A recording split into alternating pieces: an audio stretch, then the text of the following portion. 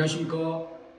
저는 수원에서 영업용 번호판, 주선면허, 중고 화물차 매매를 전문으로 하는 영특의 백정희원입니다. 오늘은 2월 8일 둘째 주 주말이고요. 둘째 주 영업용 번호판 시대조사 말씀을 드릴까 합니다.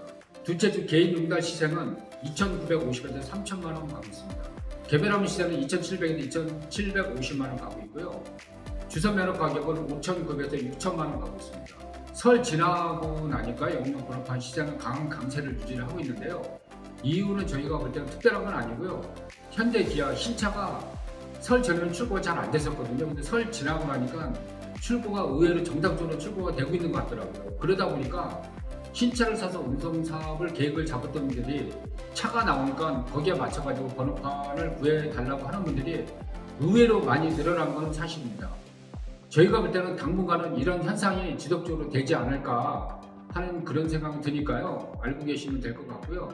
요새 주위 사람들 만나보면 경기가 너무 안 좋아가지고 너무 어렵다. 살기가 너무 힘들다. IMF보다 몇 배 더 힘든 것 같다. 물론 저희들도 IMF라든가 리먼 사태, 금융위기 다 겪어봤던 사람 중에 한 사람이고요. 제가 볼 때도 IMF 때는 국가가 부도가 난 거거든요. 근데 지금은 개인적으로 사는 그 자체가 너무 다들 힘들다고 그런 얘기를 하는 게 피부로 와닿는 것 같습니다. 우리가 직장 생활을 한번 들어가게 되면 우리 같은 시절에서는 60살 때 은퇴할 때까지 다니지 않겠습니까? 그런데 지금은 회사가 정년이라는 게 없습니다.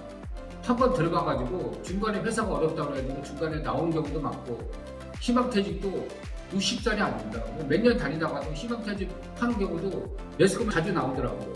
요새 뭐 은행원들 35세, 40대 그때 희망퇴직을 한다고 하는데 물론 그런 분들은 직업적인 특성 때문에 돈이라도 많이 받고 나온다고 하지만요. 그렇지 않은 다른 사람들은 정말 어렵게 희망퇴직하게 되면 쫓겨나다시피 나오는 거거든요.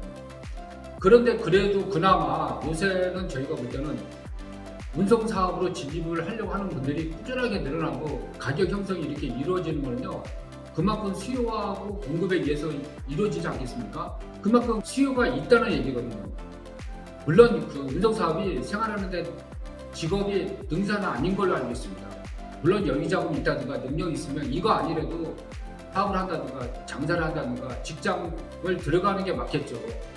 그런데 제가 볼 때는 현실적으로 그만한 여건 자체도 안 될 뿐더러 우리나라의 경제 자체가 진짜 붕괴가 될 정도로 어려운 거는 사실입니다. 저도 영업용 번호판 거래를 한 8, 9년 이렇게 하고 있지만요. 코로나 이전에는 운송사업 자체도 괜찮았었던 직업 중에 하나였습니다. 아버지가 하다가 아들한테도 권하기도 하고요.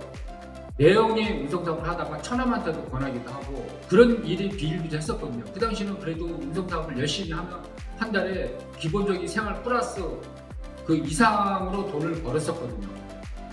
그런데 요새는 아시다시피 운송사업도 어려운 거는 마찬가지입니다. 그러나 제가 볼 때는 운송사업이라는 게 본인만 열심히 하고 본인만 성실하고 진짜 본인이 나름대로 어떤 계획을 철두철미하게 짜서 진행을 한다 그러면 이것도 하나의 큰 직업으로서도 자리매김할 수 있다는 것을 제가 말씀을 드리는데요.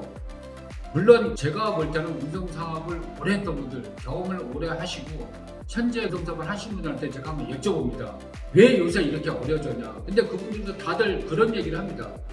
저도 마찬가지로 이런 걸 느끼는 게 운송사업이 어려워졌던 거를 정리를 한다고 그러면요. 첫 번째로는 물가 인상, 그분들이 좋은 시절에는 디젤 가격이 600에서 650, 700만 원 안짝이었거든요. 기름값이. 그리고 또 두 번째로는 미수금이 발생된다고 하더라고요.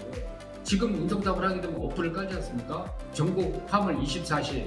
그런데 어플을 깔면은 물론 당일날 아니면 바로바로 들어오는 업체도 있지만요. 보통 일을 하고 통장으로 입금되는 게 10일 그렇게 걸린다고 하더라고요. 이런 것 때문에 정말 힘들어도 못하겠다 하는 사람들도 의외로 있습니다. 다른 거는 몰라도 지금 제조업체가 한국에도 마찬가지로 중국이 경기도 안 좋고 그리고 우리나라가 중국 의존도가 상당히 높지 않습니까? 그런데 중국이 어렵다 보니까 우리나라 그 제조업체가 너무 어려워졌다. 그러다 보니까 우리나라도 마찬가지로 제조업체가 살아야지만 물동량이 그만큼 많아지거든요. 그것 때문에 어려워졌다. 그런 복합적인 어떤 문제 때문에 운송사업이 어려워진 것은 사실인 것 같습니다.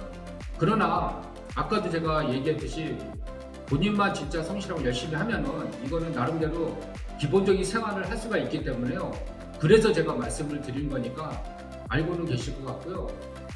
지금은 저희가 볼 때는 운송사업을 하시는 분들도 마찬가지겠지만요. 돈을 벌기보다도요. 어떻게 됐든 살아남는 게 우선순위입니다. 그러니까 건강관리 잘 하시고 정말 나름대로 계획을 잘 잡으셔가지고요. 운송사업을 오랫동안 롱런할 수 있게 그런 생각을 갖고 계신다 그러면요. 정말 계획을 철두철미하게 잡으셔가지고 성공하시길 바라는 그런 마음에서 말씀을 드리는 거니까 알고 계시면 될 것 같습니다. 오늘은 여기까지만 하겠습니다. 고맙습니다.